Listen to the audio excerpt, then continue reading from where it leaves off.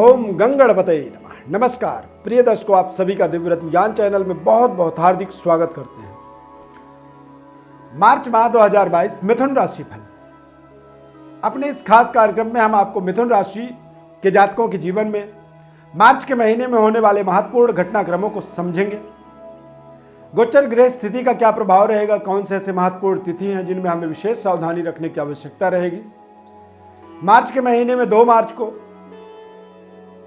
अमावस्या तिथि रहने वाला है, फाल्गुन अमावस्या, और 17 मार्च को पूर्णिमा तिथि होलिका दहन, और 18 मार्च को संपूर्ण भारत देश में रंगोत्सव मनाया जाएगा। होली का पावन पर्व त्यौहार मनाया जाएगा। गोचर ग्रह स्थिति की बात करें तो मिथुन राशि में चंद्रमा, छठे भाव के अंदर केतु वृश्चिक राशि में, अष्टम भाव में मंगल बुध शनि शुक्र भाग्य स्थान पर कुंभ राशि में,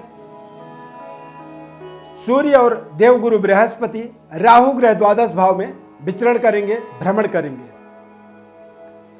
अब ऐसे समय के अंदर यदि मिथुन राशि के जातकों के जीवन में देखा जाए तो अष्टम भाव में ही आपके सभी कारक ग्रह यानी भाग्य के स्वामी, लग्न के स्वामी और पंचम भाव के स्वामी अष्टम भाव में चले जाते हैं मंगल के साथ, यानी लाभ के भाव के स्वामी के साथ। तो यहां पर आपको थोड़ी सी सावधानी की आवश्यकता है। सेहत स्वास्थ्य की बात करें तो स्वास्थ्य में अचानक कुछ ऐसी दिक्कतें आएंगी, कुछ अचानक कह सकते हैं कि इन्फेक्शंस हो सकते हैं, बातचीत करने का तरीका आपका बिगड़ सकता है, खान पान का थोड़ा सा एक दोष आपके शरीर में उत्पन्न हो सकता है जिसके कारण से आप चिड़चिड़े रह सकते हैं, मानसिक तनाव युक्त वातावरण रह सकता है, और वायु विकृति के कारण से आपका मन जो है सही तरीके से अपने कार्य पे लग पाने में आपको दिक्कत होगी। चेहरे में थोड़ा सा एक आलस्य वाला जो भाव होता है, छवि होती है, वो यहाँ पर इंक्रीज होता चला जाएगा। विद्यार्थियों की बात करें तो विद्यार्थियों के लिए भी समय बेहद सावधानी पूर्वक समय को व्यतीत करने की आवश्यकता है, चूंकि आपके विद्या बुद्धि के जो स्वामी होते हैं शुक्र ग्रह वो अष्टम भाव में जाकर के भ्रमण कर रहे हैं। तो अष्टम भाव में जब कोई पंचमेश ग्रह अष्टम में जाता है तो ऐसी स्थिति में कई बार हम अपने वास्तविक तय समय पर दिए गए जिम्मेदारियों को नहीं निभा पाते हैं। यहाँ पर यदि इस समय अवधि के अंदर कोई एग्जाम परीक्षा इत्यादि आपका होता है तो वहाँ पर आपको बहुत सावधानी की आवश्यकता होगी, अन्यथा आप अपने परीक्षा को सही तरीके से मैटलाइज नहीं कर पाएंगे, सही तरीके से क्रियान्वित नहीं कर पाएंगे, उसको सही तरीके से अपने जीवन में सफल नहीं बना पाएंगे। तो यहाँ पर थोड़े से आपको विशेष सावधानी की आवश्यकता है। दैवी उपासना आपको करनी चाहिए, यानी कि माता लक्ष्मी की, माता सरस्वती या भगवती दुर्गा की, त्रिगुणात्मिका दुर्गा देवी की आपको विशेष उपासना इस समय अवधि में करनी चाहिए। व्यापारिक व्यवस्था की बात करें मिथुन राशि वालों के लिए तो व्यापार के स्वामी भाग्य स्थान पर जा रहे हैं, निश्चित रूप से आप व्यापार में अच्छे परफॉर्म कर पाएंगे। व्यापारिक व्यवस्था के माध्यम से आप कुछ बड़े डील करने वाले हैं, बहुत बड़ी डेवलपमेंट का कोई प्रोजेक्ट आपको मिलने वाला है जिससे आपको भाग्योदय जैसी महत्वपूर्ण अवसर मिलने वाली हैं। इस माह के अंदर जीवन साथी के भाग्य का पूरा सहयोग मिलेगा। अविवाहित है तो विवाह से संबंधित कुछ महत्वपूर्ण डिसीजन आपके पक्ष में आ सकता है। और विवाहोपरांत मिथुन राशि के जातकों के जीवन में इस समय में यदि विवाह हो चुकी है तो आप भाग्योदय के मार्ग में जाएंगे, विवाह हो रही है तो विवाह के उपरांत आपको भाग्योदय का कुछ महत्वपूर्ण मार्ग मिलने वाला है, अवसर मिलेगा जहां पर आप सही तरीके से परफॉर्म कर पाएंगे और बेहतर व्यवस्थाओं को अपने जीवन में जोड़ पाएंगे।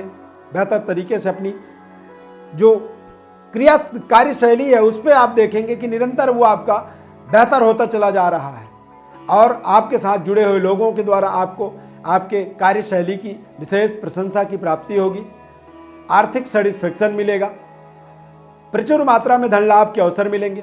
अष्टम भाव में शनि के जाने से देश विदेश के जो रिलेशनशिप है वहां पर आपको बहुत अच्छे तरीके से लाभ मिलेगा, देश विदेश यात्रा के अवसर बनेंगे। शुक्र बुध ये सभी ग्रह यहाँ पर बैठ करके आपके जीवन में अनसर्टेन एक बड़े परिवर्तन बदलाव के द्योतक बन रहे हैं। कुछ ऐसे जीवन में लोगों का अचानक आपके जीवन में आगमन होगा जो आपके जीवन के दशा दिशा को बदलने में विशेष तरह की सहायता प्रदान करेंगे। बेहतर अपॉर्चुनिटी के लिए ये समय एक बेहद कारक समय इसे कह सकते हैं।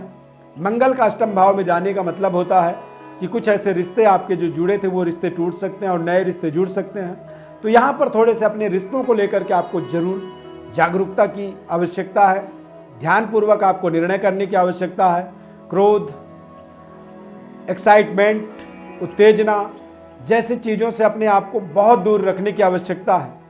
इस समय अवधि में मंगल अष्टम भाव में जब जाते हैं तो अचानक कुछ ऐसे लोभ लुभावने प्रोजेक्ट आपके सामने आ सकते हैं जिनमें आप बड़ी इन्वेस्टमेंट कर दो और वो इन्वेस्टमेंट आपके डूब सकते हैं। इस बात का आपको विशेष ध्यान रखने की आवश्यकता रहेगी।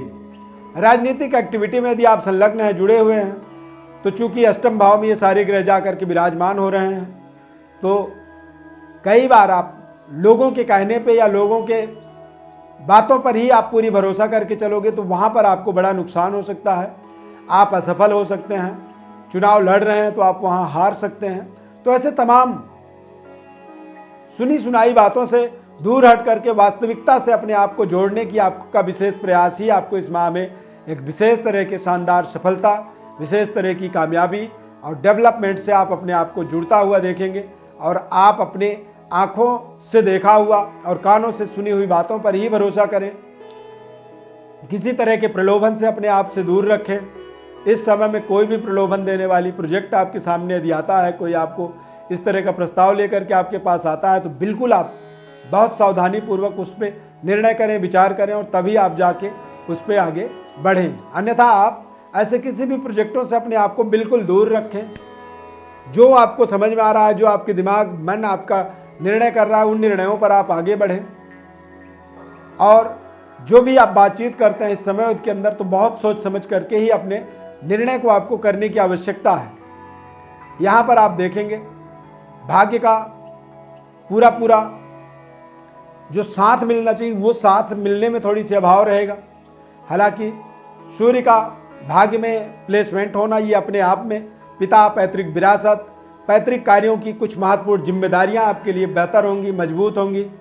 घर के अंदर आप देखेंगे कोई नन्हे मुन्ने बच्चे का जन्म हो सकता है जिसके माध्यम से पारिवारिक सदस्यों का इंक्रीमेंट हो जाए, संख्या में वृद्धि हो जाए और परिवार के अंदर एक नए हर्षोल्लासपूर्ण वातावरण की प्राप्ति हो, नए तरह की खुशहाली का आपके जीवन में माहौल का आगमन हो जाए और आप बेहतर कॉन्फिडेंट, आत्मबली होकर के सेटिस्फेक्शनदायक परिवेश परिस्थितियों का आप लाभ ले सकें, परिस्थिति को बेहतर स्थिति में कन्वर्ट कर सकें। इस तरह की आपके अंदर कॉन्फिडेंस का भी संचार होता हुआ आप देखेंगे। प्रिय दर्शकों, मिथुन लग्न की यदि आपकी जन्म पत्रिका है तो आप निश्चित रूप से एक पन्ना रत्न और एक नीलम रत्न का प्रयोग कर सकते हैं। इस माह में यदि उपाय की बात करें तो महालक्ष्मी की आपको उपासना करनी चाहिए। ओम श्रीम ह्रीम श्रीम कमले कमलालय प्रसीद प्रसीद श्रीम ह्रीम श्रीम ओम महालक्ष्मी नमः। इस महामंत्र का आपको 108 बार रोजाना जप करना है। सायंकाल घर के पूजा स्थल पर आपको घी का एक ज्योत जलाना है। पूरे 30 दिनों तक यदि ये कार्य करते हैं तो निश्चित रूप से आप अपने जीवन में मनपसंद सुख, समृद्धि और सफलता की प्राप्ति के लिए आप सफल होंगे और अपने जीवन में अपनी महत्वपूर्ण योजनाओं को, महत्वपूर्ण प्रोजेक्टों को सफल बनाने में भी आप कामयाबी हासिल कर सकते हैं। जन्मकालिक ग्रह स्थिति और गोचरकालिक ग्रह स्थिति को समझने के लिए हमारे व्हाट्सएप पर आप अपनी बर्थ डिटेल भेजें। आपसे बस बदले में हम चाहते हैं कि आप हमारे चैनल को सब्सक्राइब कर लें, लाइक कर लें, बेल के बटन को क्लिक करें और ज़्यादा से ज़्यादा लोगों तक इस कार्यक्रम को शेयर करें, लोगों तक पहुंचाएं ताकि ज़रूरतमंद लोगों को भी इस कार्यक्रम का विशेष लाभ मिल सके, निःशुल्क जन्म पत्रिका का विश्लेषण वो प्राप्त कर सकें और अपने जीवन में सही मार्ग पर आगे बढ़ने का उनका जो संकल्प है उसे वो सफल बना पाएं। इस खास कार्यक्रम में जुड़ने के लिए बहुत बहुत धन्यवाद। जय श्री कृष्ण।